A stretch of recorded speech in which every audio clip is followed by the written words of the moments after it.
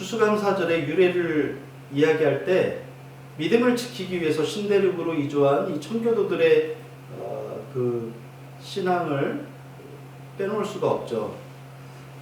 16세기, 17세기경 영국 메리 여왕은 영국의 국교회, 오늘날의 성공회죠. 이 국교회에 반대하는 프로테스탄트, 오늘날의 개신교, 이 프로테스탄트를 박해하고, 그리고 또한 다시 카톨릭으로 돌아가려고 회귀하려고 할 때 이에 반대하는 청교도 276명을 처형하는 사건이 발생해요. 이때 약 8천여 명의 청교도들이 유럽 각국으로 흩어지게 됩니다. 메리 여왕에 이어서 다시 엘리자베스 여왕이 45년간 통치하면서 오늘날의 이 성공회 형태와 같이 모든 교회의 전통은 카톨릭처럼, 그러나 교리는 개신교로, 이렇게 중도적인 정책을 유지하면서 철저하게 이 개혁을 소원하는 청교도들을 박해하게 됩니다. 당시 영국의 종교개혁가들은 이 로마 카톨릭의 잔재를 가지고 있는 이 국교회로부터 분리하려고 했어요. 하지만 영국은 철저하게 왕권 중심의 그 국교회 제도를 선호하면서 비국교도, 그러니까 이 프로테스탄트들을, 이 개신교도들을 탄압하고 처형하는 거죠. 이때 청교도 목사인 로빈슨 목사가 비밀리 개혁 모임을 하다가 체포되게 됩니다. 하지만 이 간수의 도움으로 한 달 만에 풀려났다가 1608년에 이 종교 박해를 피해서 네덜란드 암스테르담으로 들이 피난하게 돼요. 이후에 로빈슨 목사가 다시 한 100여 명의 성도들과 함께 라이덴이라고 하는 곳으로 이사를 하고 12년 동안 영국의 이 박해를 피해서 그곳에서 정착을 하고 있었는데, 그 12년 동안의 생활이 순탄치 않은 거예요. 특별히 자녀들의 신앙 생활이 너무 좋지 않은 거예요.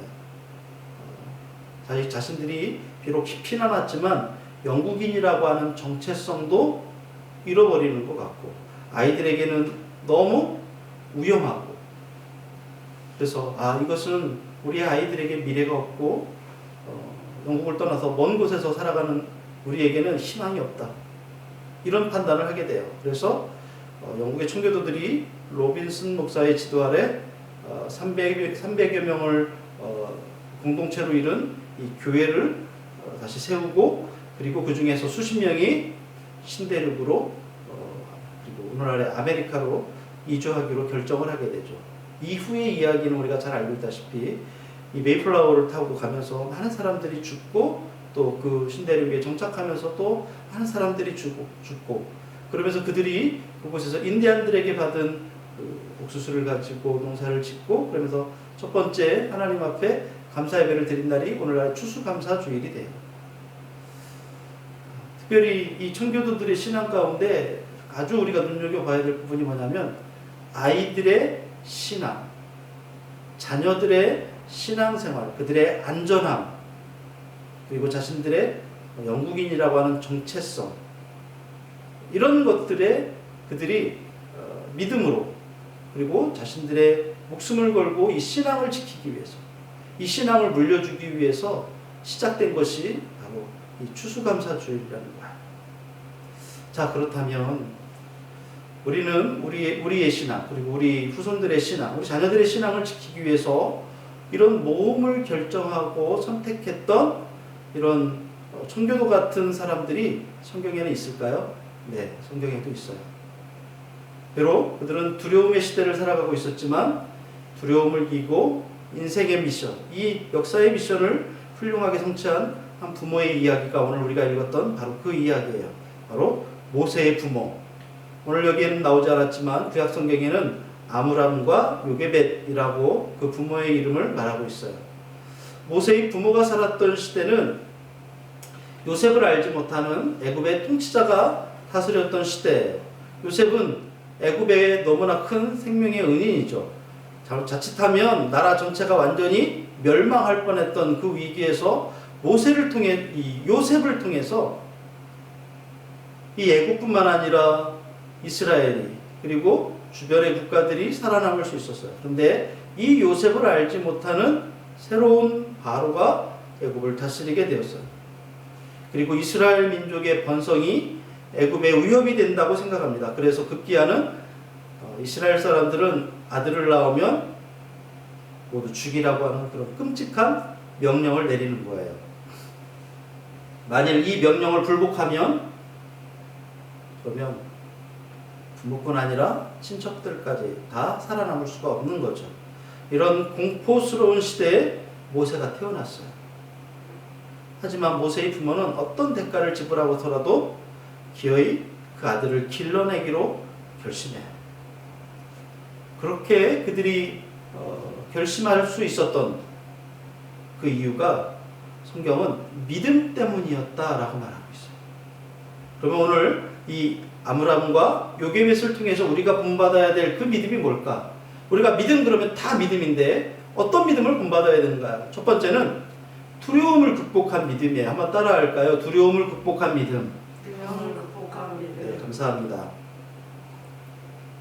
네, 사람에게 누구나 두려움이 있고요. 예기치 못한 상황, 또 처음 만나는 상황, 또 내 뜻대로 되지 않았던 상황들을 만나면 두려움이 생기는 것이 당연한 거예요. 아마 우리도 마찬가지일 거예요. 일상 가운데서도 이 두려움은 우리 삶 가운데 자주자주 다가오고 또 우리를 스쳐 지나가기도 하고 우리를 붙들기도 해요. 오늘 11장 23절 말씀을 한번 같이 볼까요? 같이 읽겠습니다. 시작. 믿음으로 모세가 났을 때 그 부모가 아름다운 아이임을 보고 석 달 동안 숨겨 왕의 명령을 무서워하지 아니하였으며, 네, 모세의 부모가 이 아므람과 요게벳이 모세가 태어났을 때 왕의 명령을 두려워하지 않았으며 그렇게 할 수 있었던 까닭은 믿음 때문이라고 그래요.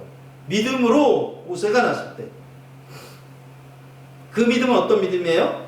본문은 그냥 이 믿음을 뭐라고 소개하냐면 아름다운 아이임을 보고 애가 잘생겼네, 그래서 숨긴 게 아니라는 거예요. 우리가 잘못 이 말씀을 이해하면 분명히 믿음으로 이렇게 앞에 이렇게 말씀이 시작하고 있는데도 불구하고 중간에 있는 아름다운, 이쁘다, 애기가 너무 이뻐, 이렇게 착각할 수 있어요. 자, 그러면 이 아름다운 이 아이를 살려야 되겠다라고 하는 이 단순하고 본능적인 부모의 신념 때문이었을까요?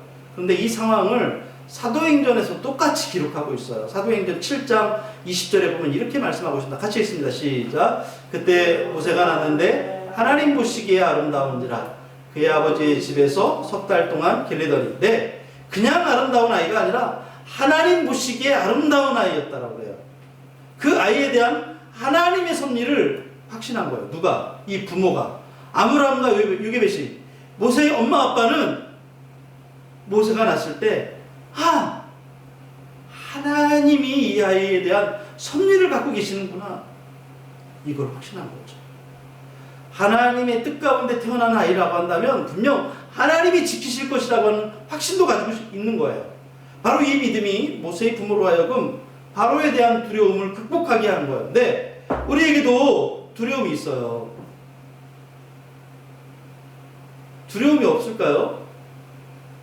우리 학생들에겐 두려운 게 제일 뭘까요? 아니, 우리 같은 일반인들 두려움이 뭐죠? 돈이 없을 때 두렵죠. 몸이 아플 때 두렵죠.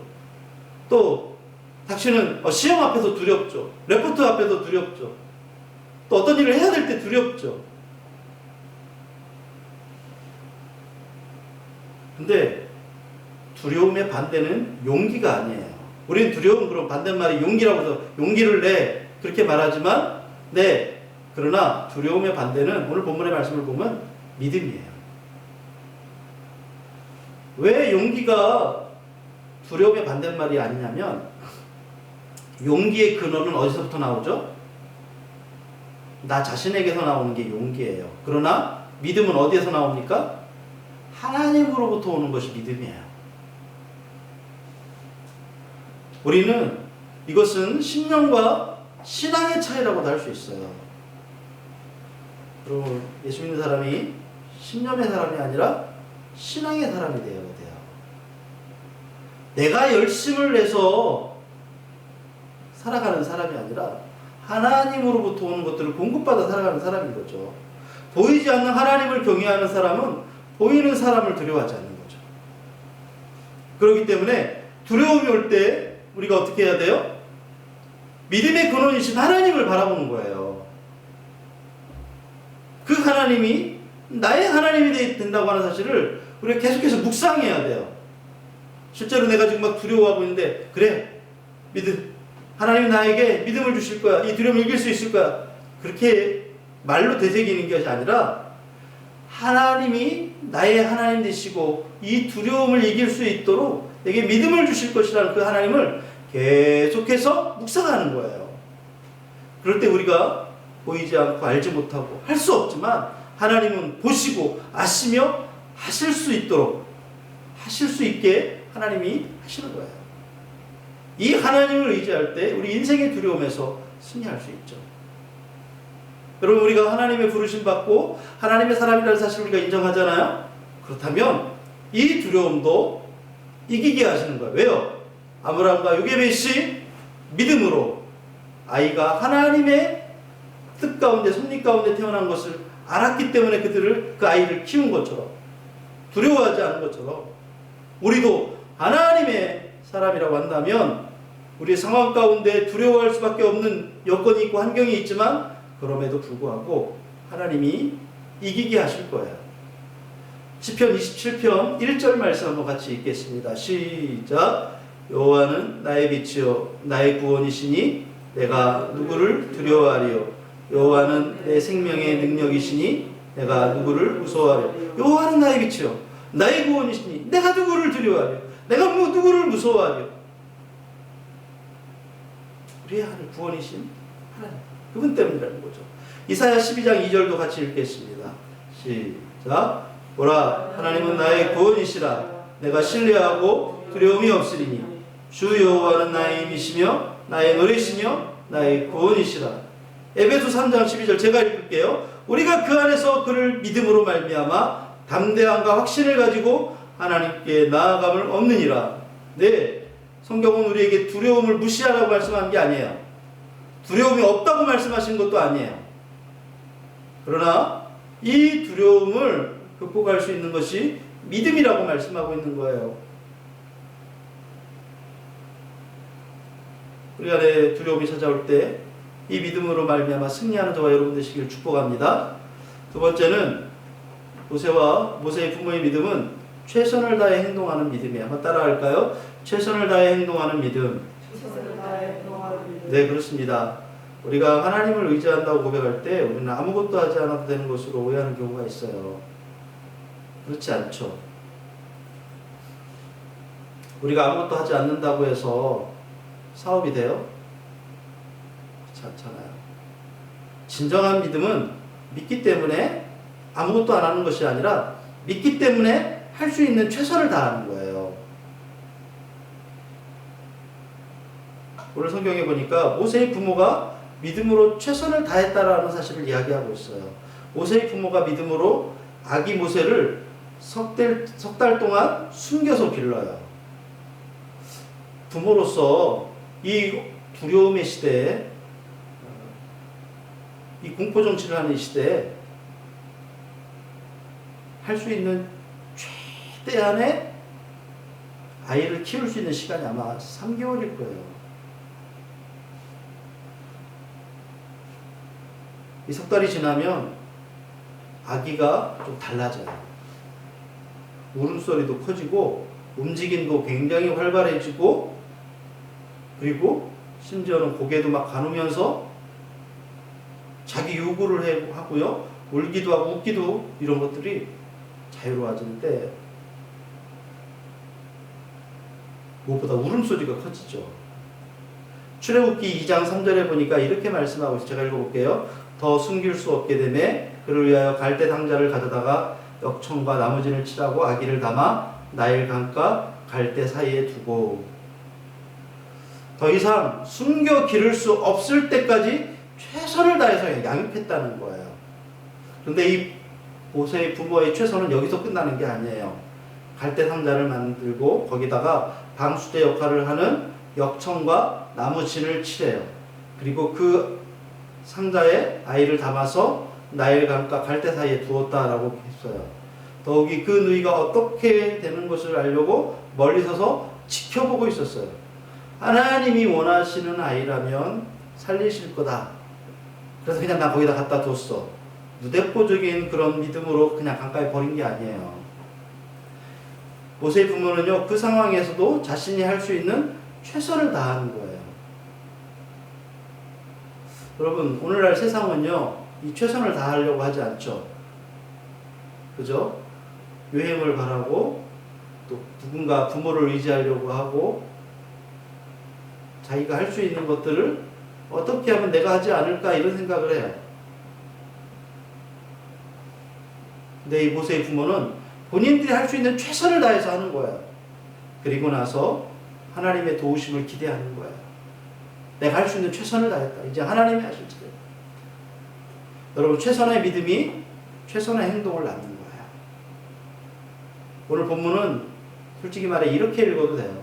믿음으로 모세의 부모는 모세가 태어났을 때 최악의 상황에서 할 수 있는 최선을 다했다. 이런 표현인 거죠.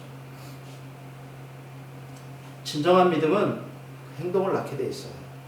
최선의 행동을 낳습니다. 여러분, 혹시 내 상황 가운데, 우리 상황 가운데 지금 최악의 상황에 들러있다고 생각되어집니까? 그렇게 느껴집니까? 그렇다면 우리는 어떻게 해야 되죠? 하나님을 바라봐야 돼요. 그리고 그 하나님을 신뢰해야 됩니다. 그리고 그분의 도우심을 기대한다면 우리가 믿는 대로 최악의 상황에서도 최선을 다하십시오.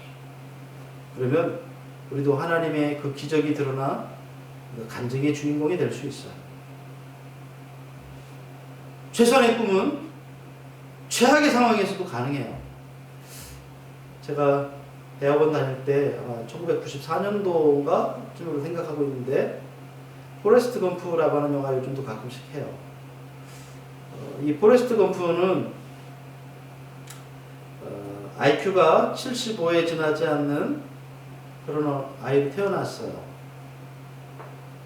근데 처음에는 그가 다리에 철 지지대를 하고 걸어야 되는 그런 아주 힘든 상황의 아이였어요. 근데 어느 기회에 자기가 잘 달릴 수 있다는 것을 발견하게 돼요. 검프는 전능하였고 또 다리까지 절었지만 이제 달릴 수가 있었어요. 이 포레스트 검프의 어머니가 이 검프에게 이렇게 얘기해요. 바보는 지능이 조금 낮은 사람일 뿐이라고. 그러면서 뭐라고 얘기하냐면 하나님을 믿고 최선을 다하면 된다. 이렇게 얘기를 해줘요. 우리 믿는 사람들 눈에만 보이는 대사가 나와요. 이 검프의 여자친구 제니가 위기에 처했을 때 달리라고 얘기를 해줘요. 그래서 그는 드디어 달리기 시작하죠. 미식 축구장에서도 달리고 전쟁터에서도 달리고 축구장에서도 달리고 심지어는 자기의 사랑을 위해서도 달려요. 그렇게 달리면서 그가 사람들에게 희망의 사람이 돼요.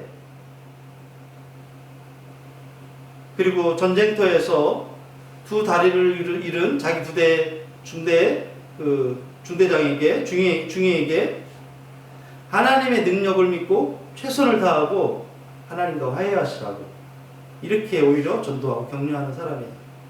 여러분, 우리가 검프에 대한 이야기를 보면서 저는 그런 내용들이 눈에 보여요. 어떻게 그런 얘기를 할 수 있을까? 하나님의 능력을 믿고 최선을 다하래요. 다리도 없는 두 사람, 이 양 다리가 다 잘려진 사람에게. 그리고 그의 원망과 불평과 자살하려고 하는 그의 행동을 보면서 하나님과 화해하라고. 그게 뭐예요? 전도잖아요. 중요한 것은 얼마나 소유하느냐가 아니에요. 내게 주어진 가장 작은 가능성이라도 묻어버리지 않고 얼마나 열심히 잘 달릴 수 있느냐예요. 바울은 그래서 우리에게 뭐라고 말하냐면 표대를 향하여 그리스도 예수 안에서 하나님의 위에서 부르신 그 부름의 상을 위하여 쫓아간다 이렇게 얘기를 하거든요. 오늘 우리가 수주째 아니 몇 달째 지금 히브리서를 하고 지금 그리고 히브리서 11장만 지금 몇 달을 지금 하고 있어요. 말씀을 드리고 있어요. 근데 어떻게 살아요? 믿음의 선배들이 다 그렇게 살아요. 그렇다면 우리도 달려가야 되지 않나요? 제가 올 중반인가요? 여러분들에게 지금 힘들 때 우리가 이 믿음에 대한 것들을 강화해야 될 필요성이 있어서 히브리서를 말씀을 나누겠다고 했는데, 연말에 지금 우리가 비록 어렵지만 결말을 지금 어떤 열매를 지금 거두고 있잖아요. 새로운 문을 열고 지금 나아가려고 하고 있잖아요. 이것이 하나님의 뜻이라고 저는 믿어요. 우리가 할 수 있는 최선을 향해 지금 달려가잖아요. 최고 좋은 조건은 아니지만, 완벽한 조건은 아니지만 믿음으로 그것을 향해서 지금 달려가고 있잖아요. 혹시 주저앉고 있어요? 내 상황 가운데서 지금 멈춰버리고 있어요? 그럼 일어나서 달려야 돼요. 그러면 하나님이 도와주실 거예요. 그러나 분명히 조건이 있어요. 하나님을 믿고 최선을 다해요. 최선의 상황 가운데서 최선의 결과가 나올 거예요. 호세아 6장 3절 말씀 볼까요? 같이 읽어봅시다. 시작. 그러므로 우리가 여호와를 알자. 힘써 여호와를 알자. 그의 나타나심은 새벽빛같이 여김없나니 비와 같이 땅을 적시는 늦은 비와 같이 우리에게 임하리라 하시니라. 네, 우리 하나님을 알면 알수록 우리 그 하나님이 우리에게 원하시는 것들을 감당할 수 있을 거예요. 최선을 다할 수 있을 거라는 거예요. 베드로후서 1장 10절도 같이 읽습니다. 그러므로 형제들아 더욱 힘써 너희 부르심과 택하심을 굳게 하라. 너희가 이것을 행한즉 언제든지 시족하지 아니하리라. 우리가 최선을 다해서 힘쓰라고 하는 이야기는 성경에도 계속 나옵니다. 세 번째로, 믿음은 거절과 선택을 잘할 수 있는 거예요. 오늘 24절 25절 말씀 한번 같이 좀 볼까요? 믿음으로 모세는 장성하여 바로의 공주의 아들이라 칭함받기를 거절하고, 같이 읽읍시다. 도리어 하나님의 백성과 함께 고난받기를 잠시 죄악의 낙을 누리는 것보다 더 좋아하고. 네, 여기 제가 이 성경 구절에 빨간색으로 칠해놓은 거 보여요. 제일 중요한 단어가 25절에 24절에 거절하고 라고 하는 단어와 그 다음에 더 좋아하고 라는 단어죠. 모세가 거절할 수 있었던 것은, 왜 거절할 수 있었어요? 더 좋은 것을 선택하기 위해서. 더 좋은 것을 선택하기 위해서 거절하는 거죠. 우린 인생의 여정에서 이런 선택의 기로에 자주 서게 돼요. 짜장이냐 짬뽕이냐 이걸 선택하는 게 아니에요. 더 좋은 것, 더 좋은 선택, 보다 나은 선택을 위해서 지금까지 우리가 소중히 여기던 것들을 포기해야 될 때가, 거절해야 될 때가 있다는 거예요.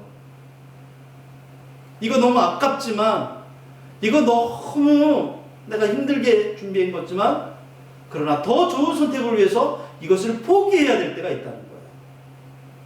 그러면 모세가 거절한 것이 뭘까요? 모세는요, 애굽의 공주의 아들이라고 하는 그 명예, 그 권세를 포기하죠. 여러분, 명예와 권세가 다 나쁜 건 아니에요.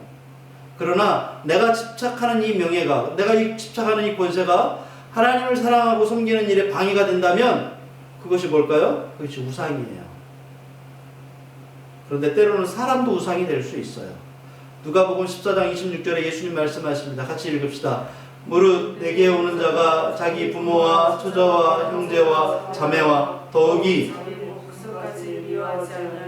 능히 내 제자가 되지 못하고. 네, 세상에서 자기 부모, 처자, 형제, 자매, 심지어 자기 목숨까지, 아니 이것보다도 사랑스러운 게 어디 있어요? 부모님, 남편과 아내와 자녀들과, 네? 형제, 자매.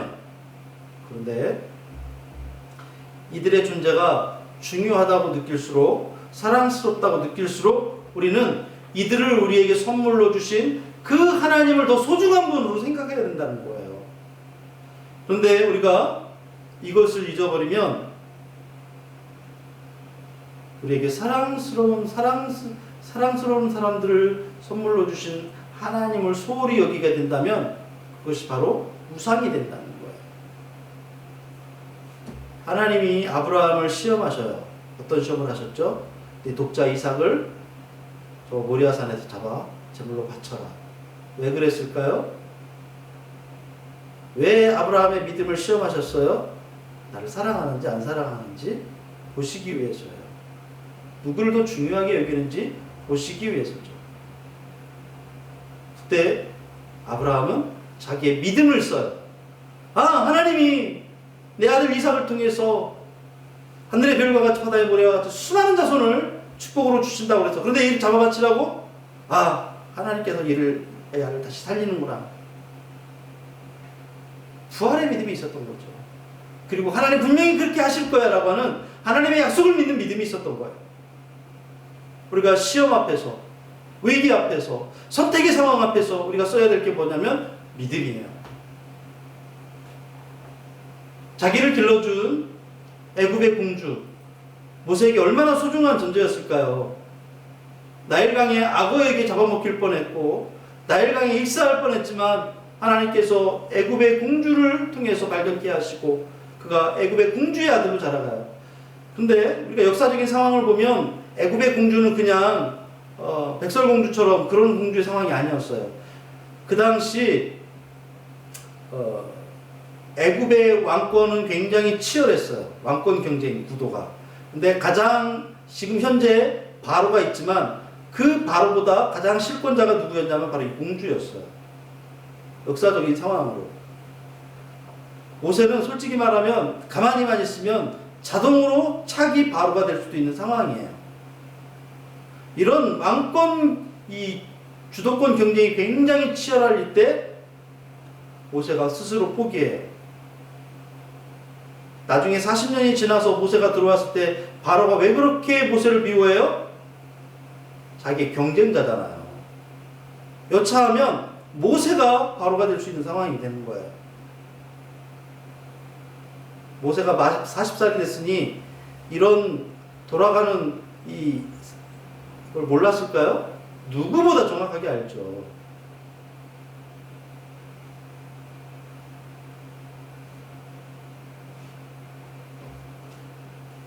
모세는 자기 동족을 돌볼 때가 되었다라고 하는 하나님이 그에게 주신 그 마음을 가지고 공주의 품을 떠날 때가 됐음을 본인이 직감한 거예요.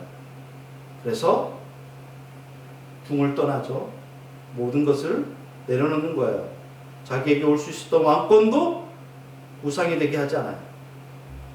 이처럼 애국 공주의 아들의 명예를 거절했기 때문에 그는 이스라엘 백성의 출애굽을 위한 하나님의 도구로 쓰임받을 수 있었어요. 자, 그렇다면 오늘 저와 여러분에게 오늘 도전합니다. 지금 내가 포기하고 버려야 될 우상이 뭘까요? 살다 보면 포기할 줄 알아야 더 좋은 것을 얻는다는 진리를 배울 때가 있어요. 참된 믿음은 포기할 것을 포기할 줄 알고 거절할 것을 거절할 줄 아는 거예요. 자, 그러면 우리가 이 본문의 말씀 상황에서 이 거절이 소극적인 차원의 선택이라고 한다면, 그러면 적극적인 차원의 우리가 믿음은 뭘까요? 선택이에요, 선택. 거절은 소극적인 것이라고 한다면 선택은 적극적인 거예요. 거절을 위한 거절이 아니라 선택을 위한 거절이라는 거죠. 거절 그 자체의 의미가 있는 것이 아니라 보다 나은 선택의 의미가 있는 거예요. 그러면 모세는 뭘 선택했죠? 오늘 25절, 26절 다시 읽어봅시다. 시작. 도리어 하나님의 백성과 함께 고난받기를 잠시의 죄악의 낙을 누리는 것보다 더 좋아하고 그리스도를 위하여 받는 수모를 애굽의 모든 부하보다 더 큰 재물로 여겼으니 이는 상주심을 바라봅니다. 네, 예수 그리스도하고 모세하고 지금 몇천 년 차이가 나는데 여기에 왜 그리스도가 나오죠? 모세가, 그러면 오늘 본문에서 우리가 알고 있는 모세가 본인이 백성과 함께 고난받기를 선택했어요. 그런데 이 선택이 바로 그리스도를 위한 능력의 선택이라는 말이에요. 다시 말하면 모세가 하나님의 백성을 위해서 살기로 한 것이 바로 그리스도를 위해 산 것이라고 말하는 거예요. 예수 그리스도를 알고서 에이, 내가 이렇게 해야지 이렇게 선택한 것이 아니라 그가 백성들을 위해서 고난받고 하나님의 뜻이 여기 있음을 알고 내가 이것을 선택한 이것이 결국은 그리스도를 위한 선택이라는 얘기예요. 우리가 하나님을 위해 산다거나 그리스도를 위해 살겠다고 하는 것은 추상적인 관념이 아니에요. 하나님이 사랑하시는 백성들을 위해 살아갈 때 그것이 바로 하나님을 위해 사는 것이라고 말씀하세요. 모세가 어떻게 이런 결정을 할 수 있었을까요? 여러분, 결정은요 그냥 나오는 게 아니에요. 도박판에서 에이 여기 걸을래, 에이 저기 걸을래 이렇게 해서 결정되는 게 아니라는 거예요. 그럼 결정은 어떻게 되는 거죠? 결정은요 그 사람의 분명한 가치관이 있을 때 그것에 결정이 되는 거예요. 하나님을 위해 살기로 한 이상 하나님이 무엇을 중요하게 여기시는가가 무엇보다 중요한 거죠. 그러나 하나님이 깨우쳐 주심을 통해 그분의 가장 중요한 관심이 지금 하나님의 백성들을 구원하는 것에 하나님의 관심이 있구나. 그 백성들을 인도하고 섬기는 일에 기꺼이 자신의 생애, 자신의 삶을 던지기로 결정한 거예요. 이제 하나님의 백성을 섬기는 일이 애굽의 모든 보물을 소유하는 것보다 더 가치 있는 일이 된 거죠. 어떤 사람의 가치관을 보려면 그 사람이 무엇을 선택하는지를 보면 안다라는 말이 있어요. 요즘 기업들도 예전에는 돈만 많이 벌었거든요. 요즘 기업들 광고를 보면 그들이 기업의 비전과 자신들의 핵심 가치를 이야기해요. 그죠? 교회는 뭐죠? 교회의 비전은 뭐죠? 하나님 나라에 있잖아요. 핵심 가치는 영혼 구원에 있어요. 그런데 오늘의 교회가 세상의 기업보다 못해. 그래서 몸집만 불리려고 하죠. 이런 기업들은요 단순히 살아남기 위해서 돈 벌기 위해서 하는 게 아니라는 것을 스스로 알려주잖아요. 여러분 요즘 주식이나 또 전자화폐나 또 복권이나 도박이나 이런 것에 사람들이 관심을 많이 갖고 있어요. 왜 그럴까요? 가치관을 잃어버린 거예요. 한몫 잡는 것, 한탕으로 성공하는 것, 여기에 인생의 가치가 있다고 생각하는 거예요. 그런데 도대체 왜 사람들은 가치 있는 인생을 살기보다 왜 죄 짓는 인생을 살기로 선택하는 걸까요? 아까 읽었던 25절 말씀을 가만히 보면 거기에 대답이 있어요. 죄에는 낙이 있어요. 다시 말하면 쾌락이 따라온다는 말이에요. 죄 짓는 것이 즐겁다는 말이에요. 근데 사람들이 간과하는 게 있죠. 이 낙은 잠깐만 있을 뿐이에요. 잠깐의 쾌락이 지나가면 죄에는 반드시 대가가 따라와요. 그 대가가 뭐예요? 하나님의 심판과 영원한 파멸이에요. 그래서 모세는 잠시의 죄의 낙이 아닌 하나님의 백성을 섬기는 고난과 보람의 삶을 선택한 거죠. 여러분, 우리가 잠시의 낙을 위해서 죄 짓지 않기를 바라요. 선택해야 돼요. 그리고 결정해야 돼요. 그것을 위해서 거절하고. 빌립보 3장 8절 말씀 볼까요? 바울이 얘기해요. 같이 읽읍시다. 시작. 또한 모든 것을 해로 여김은 내 주 그리스도 예수를 아는 지식이 가장 고상하기 때문이라. 내가 그를 위하여 모든 것을 잃어버리고 배설물로 여김은 그리스도를 얻고. 네, 바울이 정확하게 얘기해요. 내가 자랑할 것이 되게 많은데 학력도 자기의 신분도 자기의 가문도 전통도 자기의 학문도 자랑할 것이 얼마나 많아. 나쁜 거예요? 아니에요. 이걸 거절해요. 왜요? 예수 그리스도를 얻기 위해서. 디도서 2장 12절 같이 읽을까요? 시작. 우리를 양육하시되 경건하지 않은 것과 이 세상 정욕을 다 버리고 신중함과 의로움과 경건함으로 이 세상에 살고. 우리가 막 살면 안 된다고 분명히 얘기해요. 성경에서는 경건하지 않은 거, 이 세상의 정욕을 다 버려야 된대요. 아니 어떻게 해서 이렇게 살아요? 네, 이렇게 살아야 우리가 살 수 있다는 거예요. 마지막으로 베드로전서 4장 2절 볼까요? 시작. 그 후로는 다시 사람의 정욕을 따르지 않고 하나님의 뜻을 따라 육체의 남은 때를 살게 하려 함이라. 아멘. 네, 다시는 사람의 정욕을 따르지 않고, 우리가 정욕대로 산다고 하잖아요. 이 정욕대로 산다는 게 뭘까요? 요즘 말로 하면 되는 대로 산다는 거예요. 내 좋은 대로 산다는 거예요. 네, 그렇게 하지 말라는 거예요. 하나님의 뜻을 따라 육체의 남은 때를 살래요. 우리가 요즘 100세 시대라고 그러고 이제 120살까지 살 거라고 그래요. 나는 그냥 가늠해요. 아, 앞으로 내가 한 50년 살았으니까 한 50년 남았구나.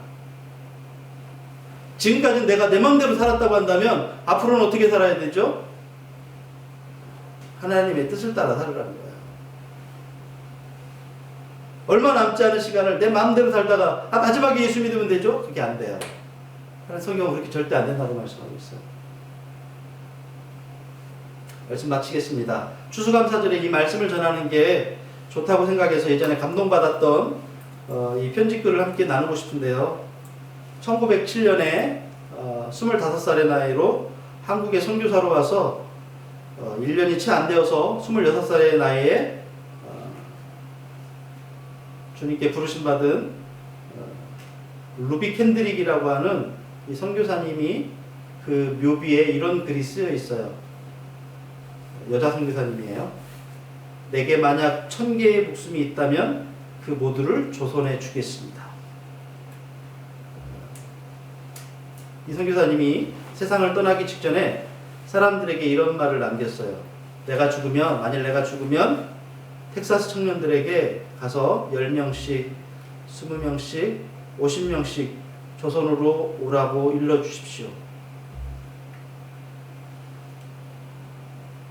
네, 이 루비 캔드릭 선교사님, 이 선교사님의 이 말이 텍사스 에빗 청년회라고 하는 선교 모임이 있었어요. 이 컨퍼런스에 이 말이 그대로 실제로 전달이 되었고, 그 자리에 참석한 수많은 젊은이들의 가슴에 선교의 불씨를 지펴요. 그리고 그들 중에 20명의 자원하는 청년들이 이 은둔의 나라 조선에 들어오게 돼요. 이 루비 캔드릭 선교사가 죽기 직전에 부모님에게 보낸 편지가 있어요. 제가 읽어드릴게요. 아버지, 어머니, 이곳 조선 땅은 참으로 아름다운 곳입니다. 모두들 하나님을 닮은 사람들 같습니다. 선한 마음과 복음에 대한 열정으로 봐 아마 몇십 년이 지나면 이곳은 예수님의 사랑이 넘치는 곳이 될 것 같습니다. 저는 복음을 듣기 위해 20km를 맨발로 걸어오는 어린아이들을 보았을 때 그들 안에 있는 하나님의 사랑 때문에 오히려 위로를 받습니다. 그러나 한편에서는 탄압이 점점 심해지고 있습니다. 그저께는 예수님을 영접한 지 일주일도 안 된 서너 명이 끌려가 순교했고, 토마스 선교사와 제임스 선교사도 순교했습니다. 선교본부에서는 철수하라는 지시가 있었지만 대부분의 선교사들은 그들이 전도한 조선인들과 아직도 숨어서 예배를 드리고 있습니다. 그들은 모두가 순교를 할 작정인가 봅니다. 오늘 밤은 유난히도 고향으로 돌아가고 싶습니다. 외국인을 죽이고 기독교를 증오한다는 소문 때문에 부두에서 저를 끝까지 말리셨던 어머니의 얼굴이 자꾸 눈앞에 아른거립니다. 아버지, 어머니, 어쩌면 이 편지가 마지막일 수도 있습니다. 제가 이곳에 오기 전 뒷뜰에 심었던 한 알의 씨앗이 이제 내년이면 온 동네가 꽃으로 가득하겠죠. 그리고 또 다른 씨앗을 만들어 조선 땅에는 많은 꽃들이 피고 그들도 여러 나라에서 씨앗이 될 것입니다. 저는 이 땅에 저희 심장을 묻겠습니다. 바로 이것은 제가 조선을 향해 가지는 열정이 아니라 하나님께서 조선을 향해 가지신 열정이라는 것을 알게 되었습니다. 아버지, 어머니 사랑합니다. 네, 루비 캔드릭이 하나님 나라에 대한 그의 헌신과 결정이 많은 열매를 맺게 됐고, 선교사님이 죽은 후에 편지에 부탁한 대로 20명의 선교사가 다시 한국에 들어왔어요. 하나님은 루비 캔드릭 선교사가 열정과 삶을 들여 선택했던 이 조선 땅을 살리시고 축복해 주셨어요. 오늘 우리가 살아내는 열정과 선택과 결정을 통해서 이 땅에 하나님의 나라가 확장될 것을 믿습니다.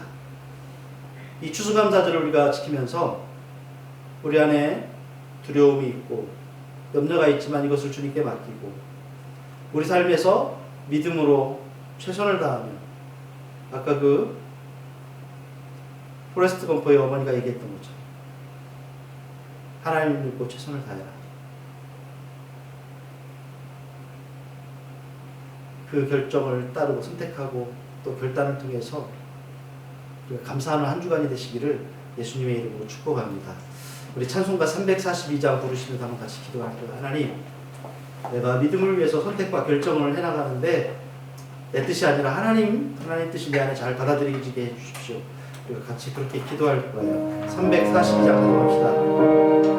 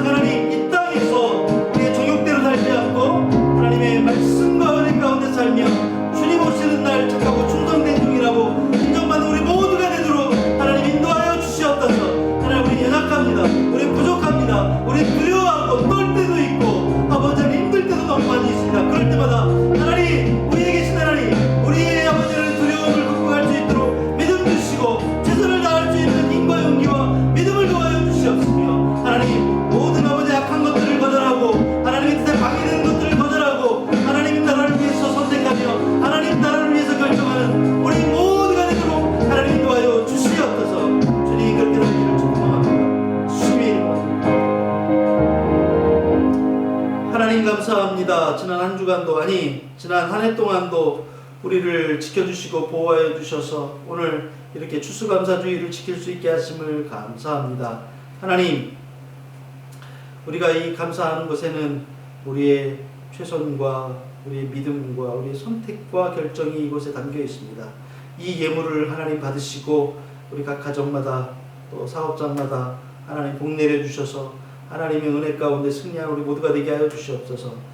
돈은 있다가도 없다고 그러는데 우리가 돈이 없으면 너무 힘듭니다. 하나님, 우리가 돈 때문에 악한 결정하지 않고 돈 때문에 나쁜 결정하지 않도록 지혜와 명철 주시고 하나님의 뜻에 합당한 그런 믿음의 사람이 되도록 하나님 복 주시고 복 주시옵소서.